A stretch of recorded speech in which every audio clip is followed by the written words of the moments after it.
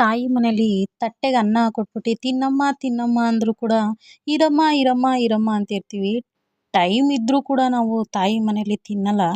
ಅದೇ ಅತ್ತೆ ಮನೇಲಿ ಎಲ್ಲ ಮಾಡಿ ಎಲ್ಲರಿಗೂ ಕೊಟ್ಟು ಎಲ್ಲರಿಗೂ ಊಟ ಎಲ್ಲ ಆದಮೇಲೆ ನಾವು ತಿನ್ನೋಣ ಅಂತ ತಟ್ಟೆ ಎತ್ಕೊಂಡ್ರೆ ಆದರೆ ತಿನ್ನೋಕ್ಕೆ ಟೈಮ್ ಇರಲ್ಲ. ಇದರಲ್ಲಿ ಏನು ಅರ್ಥ ಆಗುತ್ತೆ ಹೇಳಿ? ಅಮ್ಮನ ಮನೇಲಿ ಟೈಮ್ ಇದ್ದರೂ ತಿನ್ನಲ್ಲ, ಅತ್ತೆ ಮನೇಲಿ ತಿನ್ನೋಕ್ಕೆ ಟೈಮೇ ಸಿಗಲ್ಲ. ಯಾರಿಗೆಲ್ಲ ಈ ಅನುಭವ ಆಗಿದೆ ದಯವಿಟ್ಟು ಪ್ಲೀಸ್ ಒಂದು ಕಮೆಂಟ್ ಮಾಡಿ. ಈ ವಿಡಿಯೋ ನಿಮ್ಗೆ ಇಷ್ಟ ಆದರೆ ದಯವಿಟ್ಟು ಪ್ಲೀಸ್ ಒಂದು ಲೈಕ್ ಮಾಡಿ.